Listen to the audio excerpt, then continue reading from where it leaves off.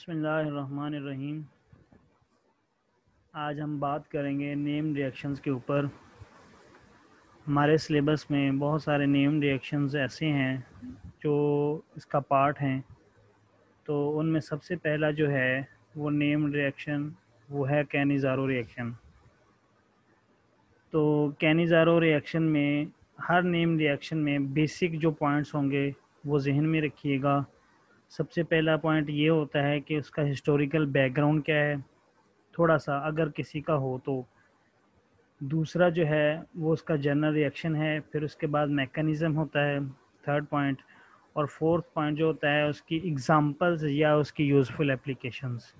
ठीक है, तो हर मैकेनिज़्म में ये चीज़ें जो है वो हम लाजमी स्टडी करेंगे। डेफिनेशन अगर हम करते हैं, Cannizzaro reaction is an organic reaction of N aldehyde without active hydrogen that undergoes a redox reaction under the action of a strong base। Cannizzaro reaction वो रिएक्शन होता है कि जिसके अंदर एल्डिहाइड्स जो हैं वो आपस में क्या होते हैं, फ्यूज़ होते हैं, इसे कंडेंसेशन रिएक्शन भी कहते हैं। और कौन से एल्डिहाइड जो हैं वो आपस में कंडेंस होते हैं, तो उसमें हम देखते हैं कि ऐसे एल्डिहाइड जिनके पास क्या हो, एक्टिव हाइड्रोजन ना हो, या हम इस दूसरे अल्फाज में कह सकते हैं कि ऐसे एल्डिहाइड जिनके पास अल्फ़ा हाइड्रोजन मौजूद ना हो, वो क्या करते हैं, कैनिज़ारो रिएक्शन देते हैं। तो एग्जांपल में जो है वो इसकी सबसे पहले है कि वेनिलीन एक ऐसा एल्डिहाइड है जिसमें अल्फ़ा हाइड्रोजन या एक्टिव हाइड्रोजन नहीं होता। इसी तरह से बेंज एल्डिहाइड है, इसमें भी अल्फ़ा हाइड्रोजन नहीं होता। इसी तरह से स्टीरिंग एल्डिहाइड है और फॉर्मेल्डिहाइड है। They undergo intramolecular and intermolecular oxidation reduction reaction under the action of a strong base. तो इसका मैकेनिज्म जो है उसको जो परफॉर्म करवा रहा है वो कौन सा होता है, स्ट्रॉन्ग बेस होता है, जिसकी मौजूदगी में जो है वो ये रिएक्शन जो है वो परफॉर्म होता है। तो जनरल रिएक्शन में अगर हम देखें तो सबसे पहले है इसकी हिस्ट्री। कि हिस्ट्री इसकी ये है कि 1895 के अंदर जो है एक इटालियन केमिस्ट था, स्टेंजिलाओ कैनिज़ारो, ठीक है। तो उसने जो है वो क्या किया था कि बेंज़ल्डिहाइड को जो है वो ऑब्टेन किया था और बेंजाइल अल्कोहल को ऑब्टेन किया था। जब उसने ट्रीट करवाया था बेंज़ल्डिहाइड को किसके साथ, ग्रास ऐश के साथ, ठीक है। तो उसने कहा कि इसका मतलब ये है कि एल्डिहाइड जब आपस में रिएक्शन करते हैं इन द प्रेजेंस ऑफ बेस, तो हमारे पास क्या बनती है, अल्कोहल बनती है और साथ में कार्बोक्सिलिक एसिड बनता है। तो कैनिज़ारो रिएक्शन में आप, जनरल रिएक्शन में आप देख सकते हैं कि ये हमारे पास है जी एक एल्डिहाइड, ठीक है, जिसके पास एक्टिव हाइड्रोजन नहीं है। ये इसके दो मालिक्यूल हम लेते हैं, ठीक है, इन द प्रेजेंस ऑफ बेस और हाइड्रोनियम आइन। ये दो मेन प्रोडक्ट बनाता है, एक हमारे पास क्या होती है, अल्कोहल होती है, और दूसरा हमारे पास क्या होता है, कार्बोक्सिलिक एसिड होता है। तो कैनिज़ारो रिएक्शन के नतीजे में हमारे पास बेसिकली दो प्रोडक्ट बनती हैं, एक अल्कोहल होती है और दूसरा क्या होता है, कार्बोक्सिलिक एसिड होता है।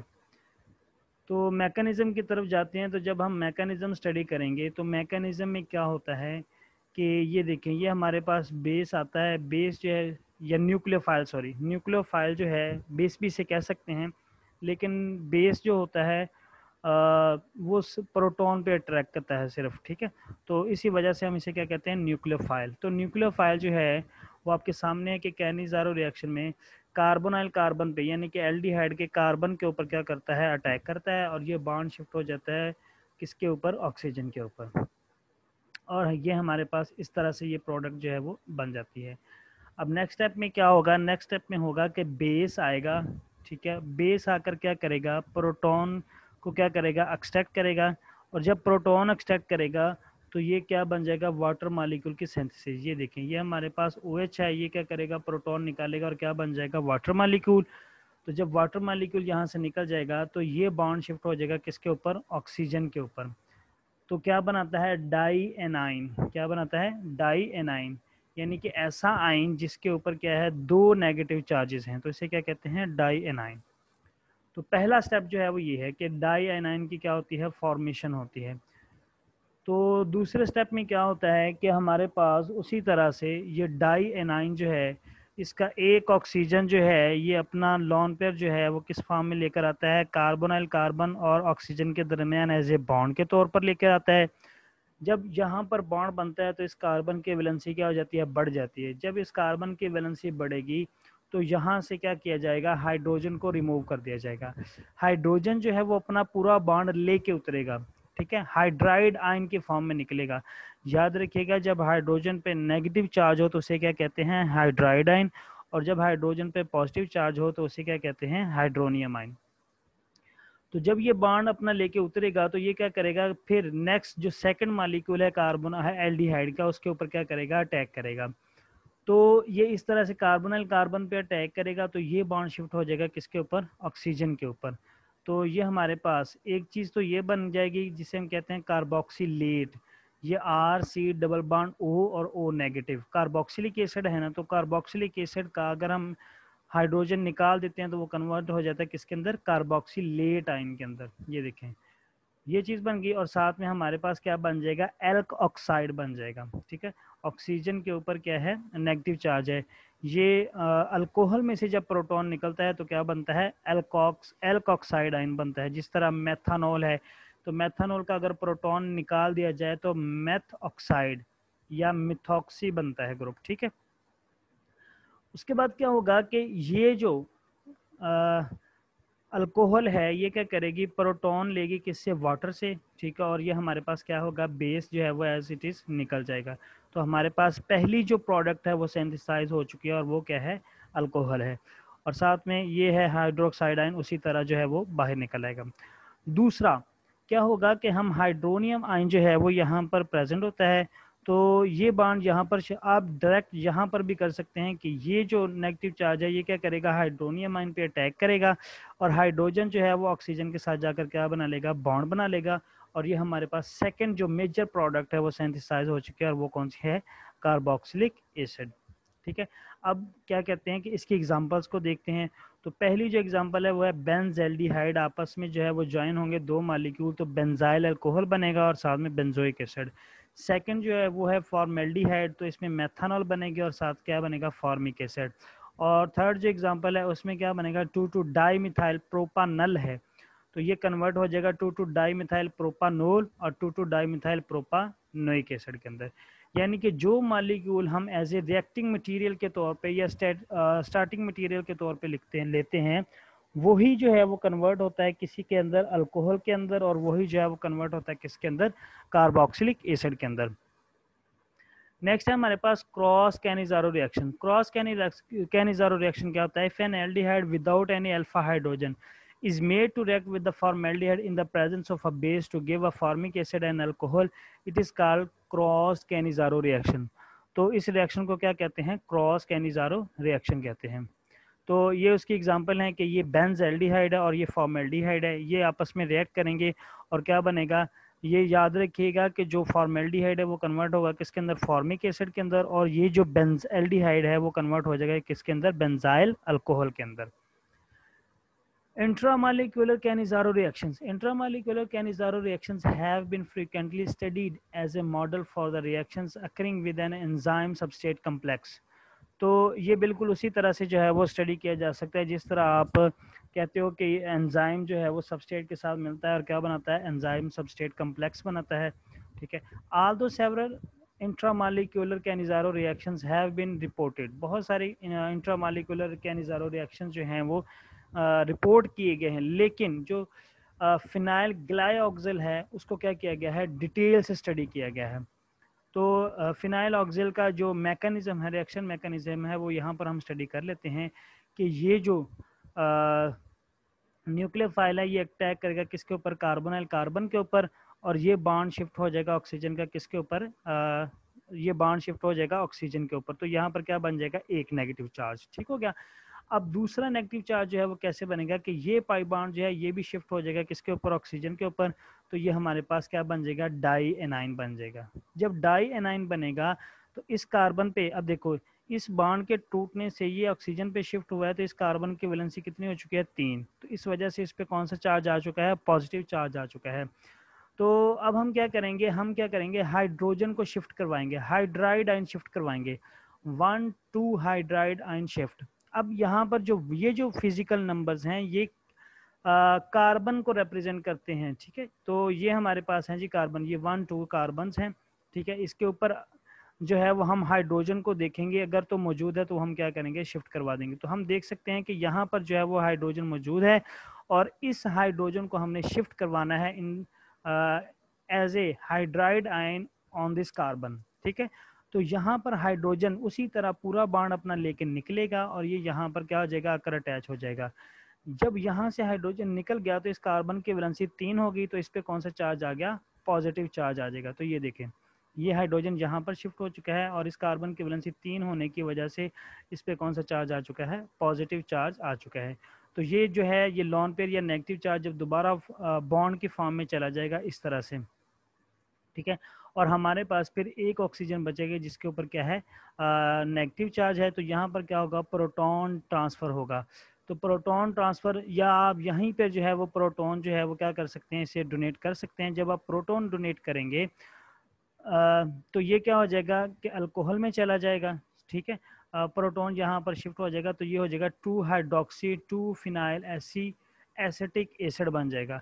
तो यहाँ पर चूंकि उसने क्या किया है कि इंट्रामालिक्यूलर रिएक्शन में ये हाइड्रोजन शिफ्ट करवा दिया इस ऑक्सीजन के ऊपर, और ये जो ऑक्सीजन है, सॉरी, ये जो ऑक्सीजन है इस पे क्या हो जाएगा, नेगेटिव चार्ज जो है वो एज इट इज मौजूद रहेगा। तो ये बन जाएगा 2 हाइड्रोक्सी 2 फिनाइल एसीटेट, और ये क्या है, इंट्रामालिक्यूलर रिएक्शन है।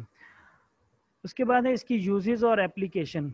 Combination of cross Cannizzaro reactions and aldol condensation is used in the industry to prepare polyols, ठीक है। यानी कि ऐसी अल्कोहल हम तैयार करवाएंगे जिसके पास जो है वो एक से ज़्यादा जो है वो अल्कोहलिक ग्रुप जो है वो मौजूद होंगे।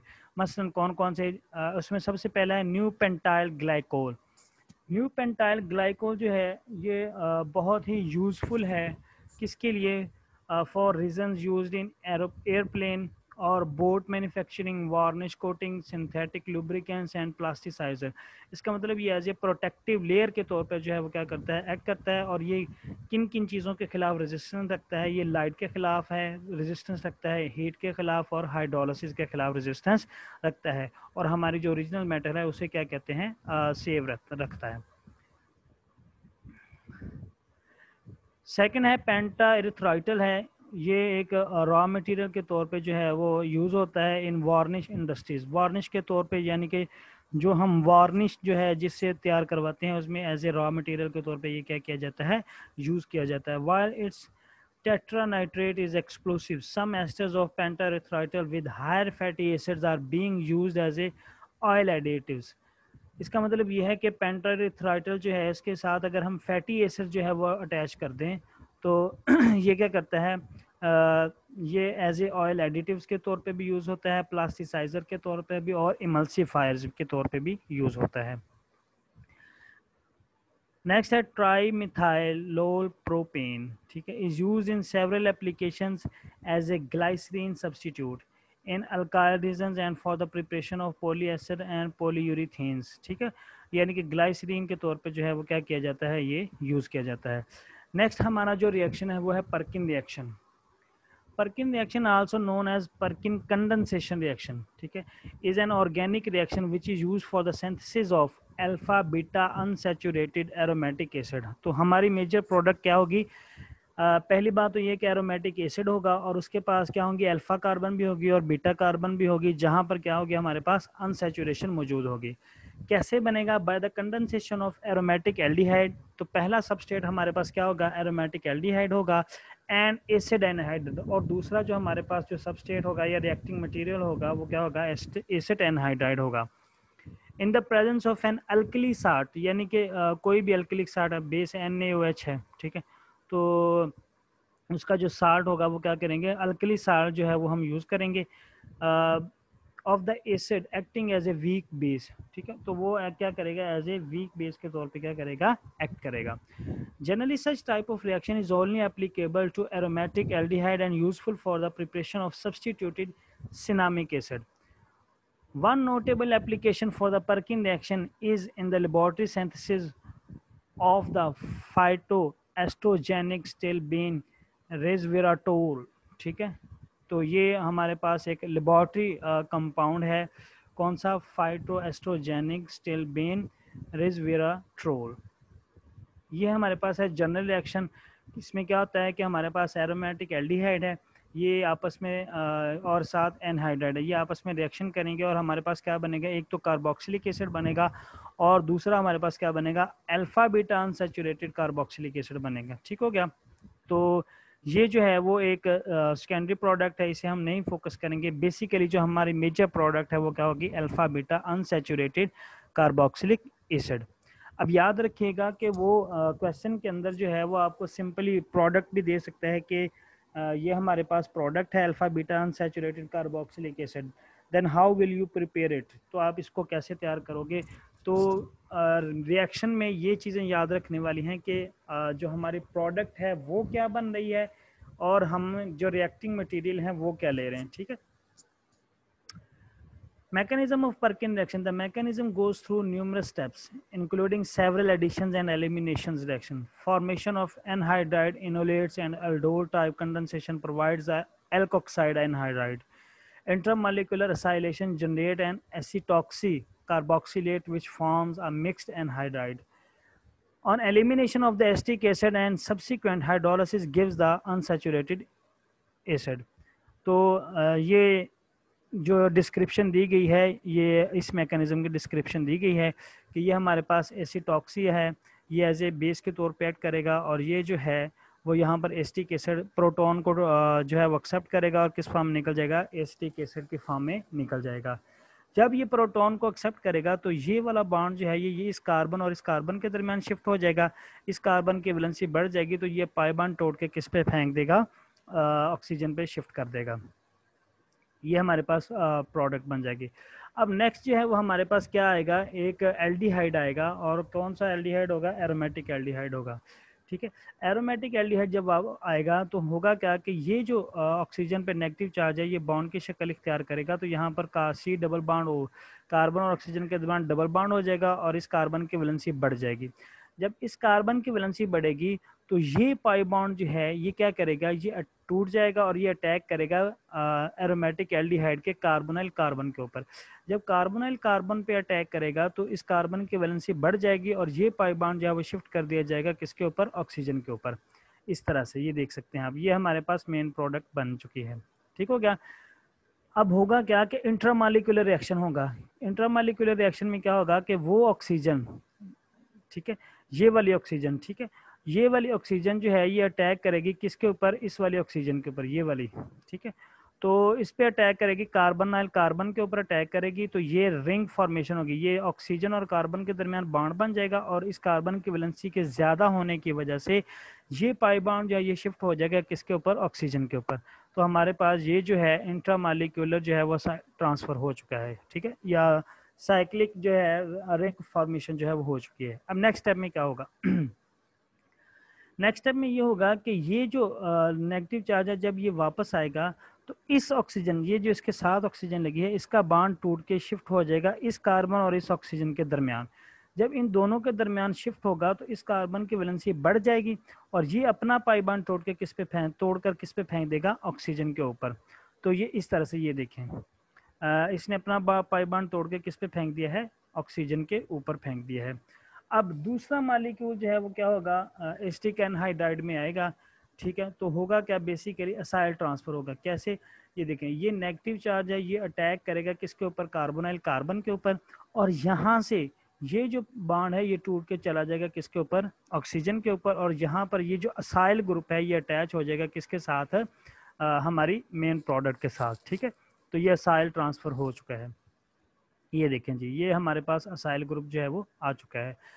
अब नेक्स्ट टाइम में क्या होगा कि उसी तरह से बेस आएगा, ये प्रोटॉन को रिमूव करेगा। जब प्रोटॉन को रिमूव करेगा तो ये बॉन्ड जो है ये शिफ्ट हो जाएगा इस कार्बन के दरमियान और इस कार्बन के दरमियान। जब इन दोनों कार्बन के दरमियान बॉन्ड जो है वो शिफ्ट होगा तो इस कार्बन की वैलेंसी बढ़ जाएगी और ये यहाँ से बॉन्ड को क्या कर देगा, ब्रेक कर देगा। जब यहाँ से बॉन्ड ब्रेक होगा तो यहाँ पर क्या हो जाएगी, एलिमिनेशन होगी किस चीज़ की, एसीटेट आयन की और साथ में वाटर मॉलिक्यूल की। ठीक है। तो हमारे पास मेजर क्या, अब यहाँ पर क्या बन चुका है, पाई बॉन्ड बन चुका है। ये देखें, ये एरोमेटिक, ये कार्बन और इस कार्बन के दरमियान पाई बॉन्ड बन चुका है और बाकी जो है वो मालिक्यूल उसी तरह का उसी तरह रहेगा। अब उसी तरह से फिर क्या होगा कि ये जो एसिटॉक्सी आयन है ये क्या करेगा, ये आकर कार्बोनाइल कार्बन पे अटैक करेगा और ये पाई बॉन्ड जो है वो शिफ्ट हो जाएगा किसके ऊपर, ऑक्सीजन के ऊपर। ठीक है, तो जब ये ऑक्सीजन के ऊपर शिफ्ट होगा तो ये इस तरह से हमारे पास एसिटॉक्सी आयन जो है वो इसके साथ अटैच हो रहा है। जब नेगेटिव चार्ज दोबारा वापस आएगा तो ये वाला बॉन्ड जो है ये शिफ्ट कर दिया जाएगा किसके ऊपर, ऑक्सीजन के ऊपर, और हमारे पास क्या जो है वो लिविंग एसीटेट आयन जो है वो निकल जाएगा। और इसी तरह से एरोमेटिक एरोमेटिक एसीटेट या एसीटेट या कार्बोक्सिलेट, ठीक है, कार्बोक्सिलेट हम कह सकते हैं, कार्बोक्सिलेट जो है वो हमारे पास बन जाएगा। कार्बोक्सिलेट आयन जो है वो क्या करेगा, प्रोटॉन को एक्सेप्ट करेगा और हमारे पास क्या बनाएगा, कार्बोक्सिलिक एसिड। तो इसे कहते हैं कि हमारी पहली कंडीशन क्या है, अनसैचुरेशन हो कहाँ पर, अल्फा बीटा पोजीशन पे। ये अल्फा कार्बन है, क्यों, क्योंकि फंक्शनल ग्रुप के साथ वाली कार्बन अल्फा कार्बन और उसके साथ वाली कार्बन बीटा कार्बन कहलाती है। ठीक है, तो पहली हमारी जो कंडीशन थी वो क्या थी कि अल्फा बीटा पोजीशन के ऊपर क्या होना चाहिए, अनसैचुरेशन, और साथ में क्या होना चाहिए, कार्बोक्सिलिक एसिड। तो ये पर्किन रिएक्शन की एग्जांपल है, बेंजल्डिहाइड है, ये एसिटिक एनहाइड्राइड के साथ रिएक्शन करेगा और हमारे पास जो है वो सिनामिक एसिड बनेगा। इसी तरह से सोडियम साल्ट ऑफ सैलिसाइल एल्डिहाइड जो है वो क्या करता है, एसिटिक एनहाइड्राइड के साथ रिएक्शन करता है और हमारे पास क्या बनाता है, कोमारीन बनाता है। ठीक है, उम्मीद है आज का लेक्चर जो है वो आपको समझ आया होगा। इंशाल्लाह नेक्स्ट लेक्चर में जो है वो हम फर्दर नेम रिएक्शन जो है वो डिस्कस करेंगे। अगर कोई क्वेश्चन हुआ तो वो इंशाल्लाह नेक्स्ट लेक्चर में देख लिया जाएगा। अल्लाह हाफिज़।